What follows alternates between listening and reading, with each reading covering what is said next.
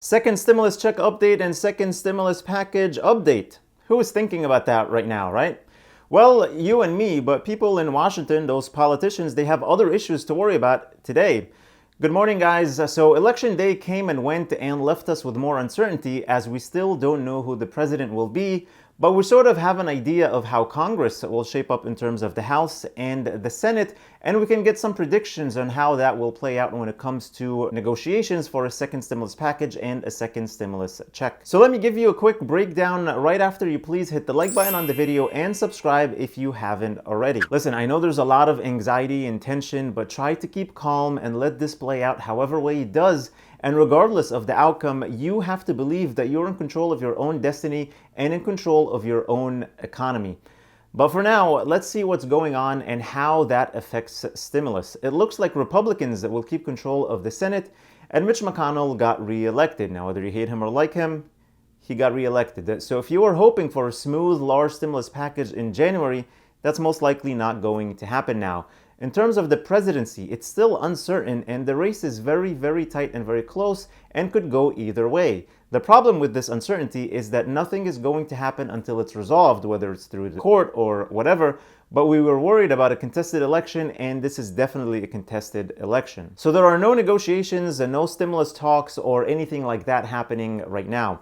Every day this uncertainty remains with us is another day there are no negotiations about stimulus. And we needed the stimulus package months ago. Not today, not yesterday, but months ago. People are hurting and people are suffering and it's only going to get worse.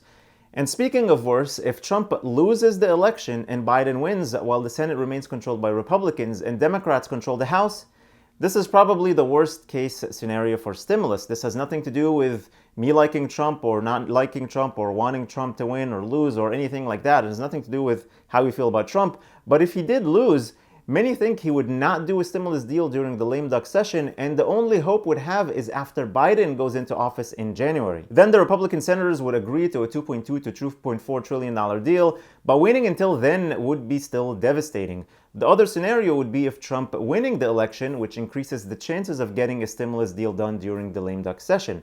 Trump will be in a good mood, he'll have the Republican Senate, and Nancy Pelosi will have to work out a deal with them that will be around the $2 trillion with some compromise from both sides. Because at this point, still she has to deal with Mitch McConnell regardless, and the hardlining on certain issues would probably go away because the political benefit of leverage for an election would be gone already, and there is no benefit in holding out anymore. It'll just be time to finally help the American people without any political motivations or demotivations from either side. Now, an important thing to not forget about is that we're still in a pandemic. No matter which way you look at it, the virus is still a problem, and with lockdowns and no stimulus, things are only going to get worse for individuals and small businesses. As we're getting into the colder months here and outdoor dining is no longer an option, it's estimated that 40% of restaurants will go out of business by spring if we don't get a stimulus package done. This is terrible for these businesses and restaurants.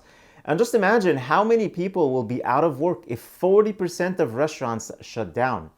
Many countries in Europe are locking down again, or at least putting curfews and tougher restrictions in places.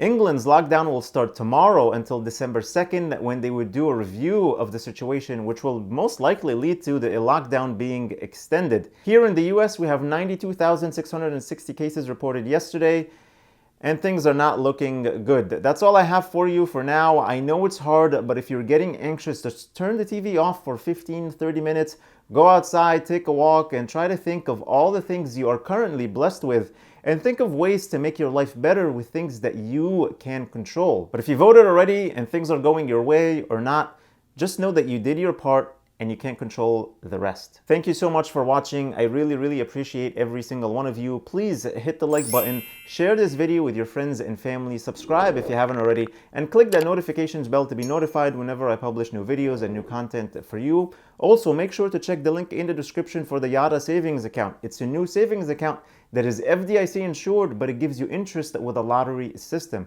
If you use the link below, you'll get 100 tickets when you deposit as little as $25 for a chance to win up to $10 million. Then you'll get a weekly ticket for every $25 you deposit. I think this is the future of banking because it encourages savings to earn more chances at winning a large prize. Also, don't forget to get your free stocks from Webull, potentially worth up to $1,600 when you deposit only $100, which is just like cash. You can take it out anytime you feel like it. All the links are in the description below. Please stay safe, stay healthy, and I'll see you in the next video.